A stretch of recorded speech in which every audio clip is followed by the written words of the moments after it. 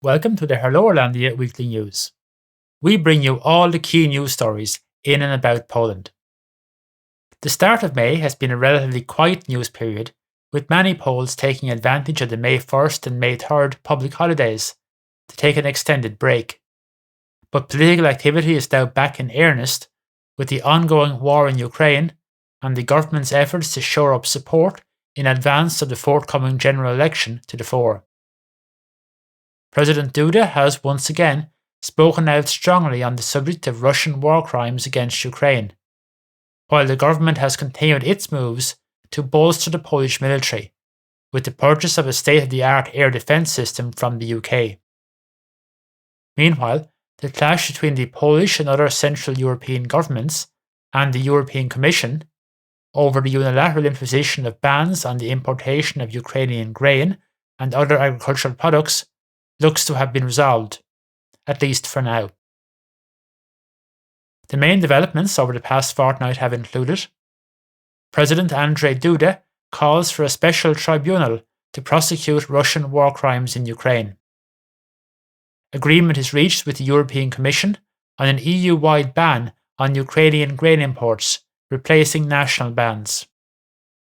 A £1.9 billion contract is signed for the purchase of the CAMS air defence system from the UK, and Raków Częstochowa secured the Ekstraklasa title with 3 games to spare.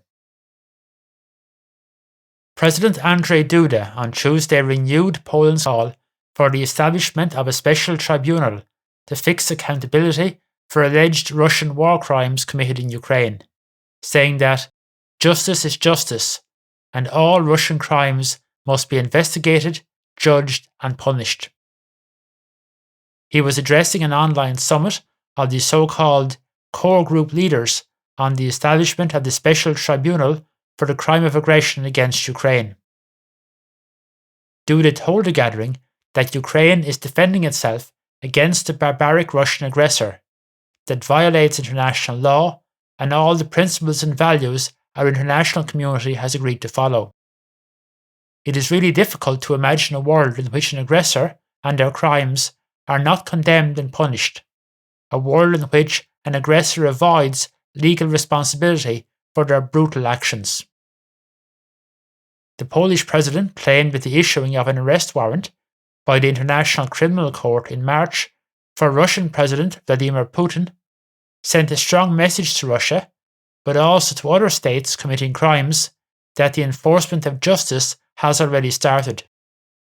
He urged the leaders to make every possible effort to establish a special tribunal, saying, "We must ensure that international law is respected in every corner of the world, and make all the dictators and aggressors realise that their crimes will be punished." On Wednesday, the Ministry of Foreign Affairs in Warsaw said that the Russian ambassador to Poland, Sergei Andreyev, had been summoned to receive a note of protest regarding the incident involving a Russian fighter jet against an aircraft of the Polish border guard.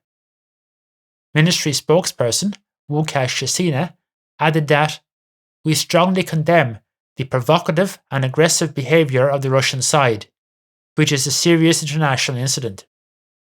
Earlier, the government spokesperson, Piotr Muller, had described the incident on May 5th over the Black Sea near Romania as a provocation by Russia.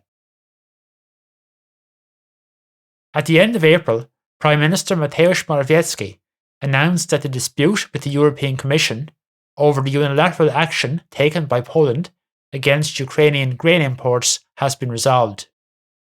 Speaking with reporters in Zaranna, central Poland, on Friday, April 28th, he said that, "We have managed to reach an agreement with Brussels.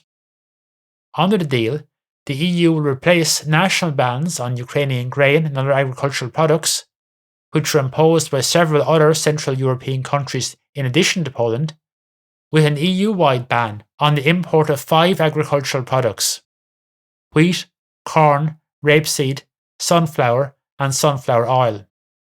The Central European states had sought a ban on an even wider range of agricultural products."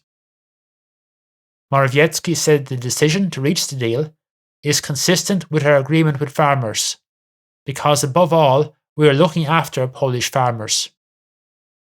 At the same time, we want to support Ukraine in its fight against the Russian invasion while working with the EU. He claimed that the ban had been secured due to Poland's strong voice in the EU, which was further strengthened by 4 other countries. This voice has been heard. You're listening to the Irlandia Weekly News. On April 28, it was announced that Poland has signed a £1.9 billion contract to purchase the UK-designed CAMS air defence system from the MBDA Group as part of its ongoing military modernisation, which has gone into overdrive following the outbreak of war in Ukraine. A statement from the Ministry of Defence in London said that the UK and Poland have signed a major £1.9 billion export agreement to roll out a British air defence system across the European nation. It added that Poland will be provided with cutting-edge, ground-based air defence capabilities that will protect the country for generations to come. An opinion poll by SW Research at the end of last month showed that 68% of Poles don't believe that the government will be able to effectively curb inflation, with only 17% of respondents having faith in its ability to deal with rising prices. 15% of those asked didn't express a view either way. In other economic news, on Monday, the Ministry of Family and Social Policy said that the rate of unemployment in Poland fell by 0.1% to 5.3% in April. According to the official estimate, this represented a total of 823,700 people without work at the end of last month, down by 23,100 on the previous month.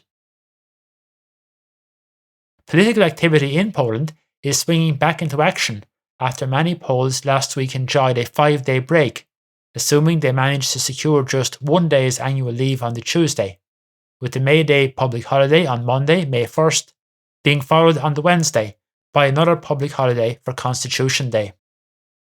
Nearly 4,000 runners took to the streets of Warszawa for the 31st appearance of the annual May 3rd Constitution Run in honour of the 1791 Constitution.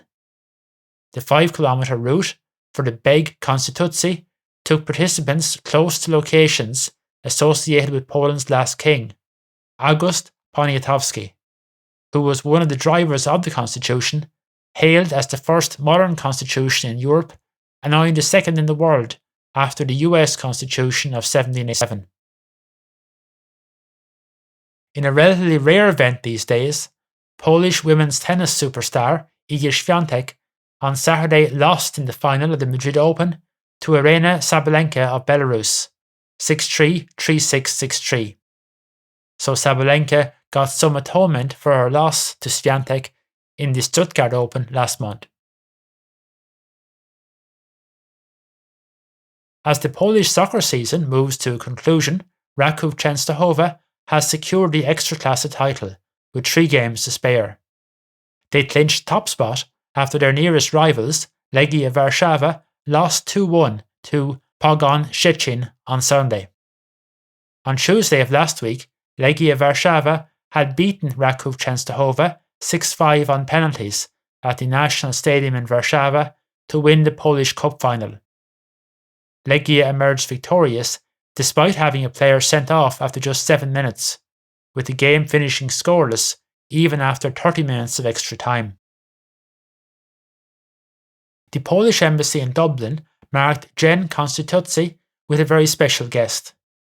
The Polish ambassador to Ireland, Mrs. Anna Sochanska, hosted a reception on the occasion of the May 3rd Constitution Day, National Day of the Republic of Poland. The embassy said it was attended by numerous representatives of the diplomatic corps, the Oireachtas, and the worlds of culture, science, academia, administration and business. The reception was also attended by the Defence, Military, Naval and Air Attaché, Colonel Michał Sprengel. The special guest was indeed very high profile, Światlana Tikhanovskaya, the leader of the democratic Belarusian opposition. That's all from the Hello Irlandia weekly news for this week. Thank you for listening, and we look forward to bringing you more news and information next week.